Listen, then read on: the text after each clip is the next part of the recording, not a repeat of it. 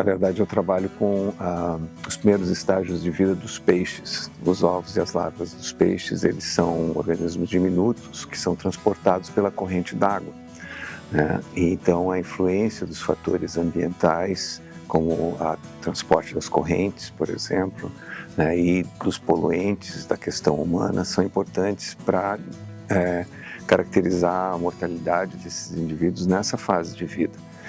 E a mortalidade nessa fase de vida pode ser muito importante para a quantidade de peixes que eu vou ter ali no que a gente chama de recrutamento. Recrutamento quando eles começam a fazer parte da população adulta, né, e começam a contribuir novamente para o desenvolvimento da população. Então, uma região como o estuário da Lagoa dos Patos é extremamente importante porque ela serve como berçário para várias dessas espécies, né, e os ovos e as larvas precisam ter aí o seu ambiente propício para o seu desenvolvimento, né? Então, a questão de você ter uma atividade portuária, ela pode contribuir negativamente, mas também existem certos aspectos que são importantes que a gente pode se beneficiar dessa relação com esse usuário também do ambiente, né?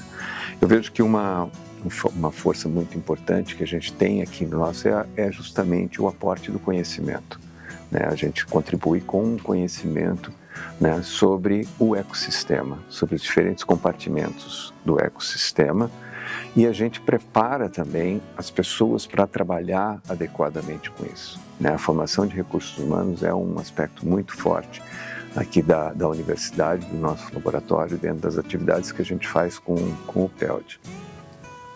E isso, então, tem justamente essa importância em apoiar, né, as diferentes atividades de conservação ambiental. Então, a partir do momento que a gente tem o conhecimento, que a gente tem uma mão de obra qualificada, a gente consegue melhorar esse apoio na questão da conservação ambiental, das atividades que devem ser realizadas e assim por diante, né?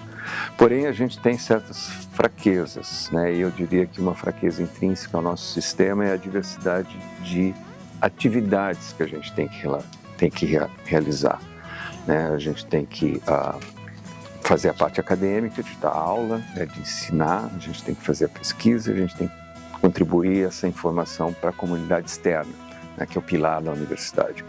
Isso envolve muito tempo, principalmente porque nós somos poucos e nós temos que fazer muitas vezes também uma parte administrativa, uma parte gerencial. E isso acaba enfraquecendo a nossa capacidade de desenvolver conhecimento e formar pessoas. Existe também uma falta eficiente da comunicação das nossas atividades para o meio externo, para o usuário final. É um problema muito grande, é uma fraqueza que nós temos, né?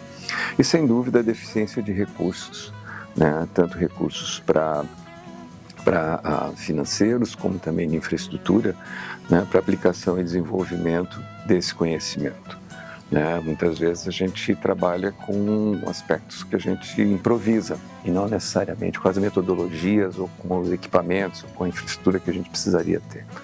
Eu acho que esses são pontos importantes em termos de fraqueza.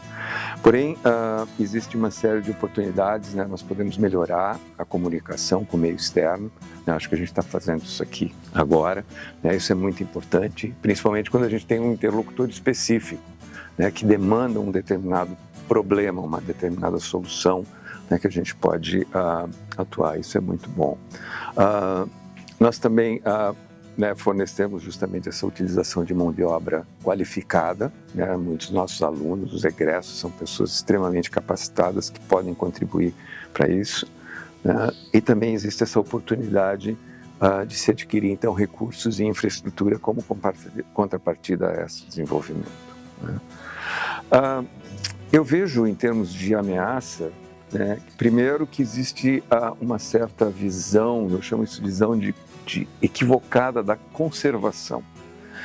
Muitas vezes o foco é em espécies, né, se conserva, por exemplo, as famosas, né, espécies importantes, espécies que são carismáticas, né? Se fala do boto, da tartaruga, da ave, do pinguim, mas se esquece que o ecossistema é um todo, extremamente interligado, né? Por exemplo, os ovos e as larvas de peixes lá, eles estão dependendo do fitoplâncton, do zooplâncton, que são organismos extremamente pequenos que dependem da qualidade da água, né? Então, se você tem uma poluição, você acaba diminuindo o alimento do peixe, das larvas dos peixes, que vai influenciar os organismos maiores. Então você tem que conservar o ecossistema como um todo e não apenas uma espécie. Existe também uma falta de pensamento de longo prazo, né? A gente pensa muito no agora e não no que vai acontecer com as gerações futuras, né? A gente tem que se preocupar hoje nesse momento que a gente vive de eventos extremos, né? De mudanças climáticas, da própria influência humana, né? Que vem se manifestando agora com o passar do tempo. Então a gente tem que ter essa visão que se a gente quer um planeta para viver, né? Por muito tempo, a gente tem que pensar nesse planeta por muito tempo. E esse é um dos objetivos do PELD, né, do Programa de Ecologia de Longa Duração, é obter informações para se compreender esses ciclos de longo prazo. Quando a gente começou, a gente praticamente não conhecia nada sobre El Niño, por exemplo, que é uma coisa muito falada hoje em dia, né, que tem um ciclo aí de 3 a 7 anos, né, mas a gente precisa, então, para entender o El Niño, precisa pelo menos ter 20 anos de estudos para poder ter 3 ou 4 ciclos para saber como isso se comporta. E por último, eu acho que um problema muito grande que a gente vive, uma ameaça, né, aos ecossistemas aquáticos, principalmente estuarinos, é a questão da possibilidade de ocupação desordenada do espaço. Né, o desenvolvimento de múltiplas atividades nesse ambiente acaba fragilizando. A gente tem o desenvolvimento aqui não só da atividade portuária, o desenvolvimento urbano, o desenvolvimento da agricultura, o desenvolvimento da piscicultura, que nem a gente estava falando ainda há pouco, em regiões costeiras. Então, se a gente tem, por exemplo, um aumento do nível do mar, ou um aumento das águas agora devido à chuva, né, ela acaba invadindo essa região e pode levar, então, produtos indesejados para o meio aquático, né, e também, por outro lado, causar problemas, né, para essa ocupação desordenada do ambiente pela população humana.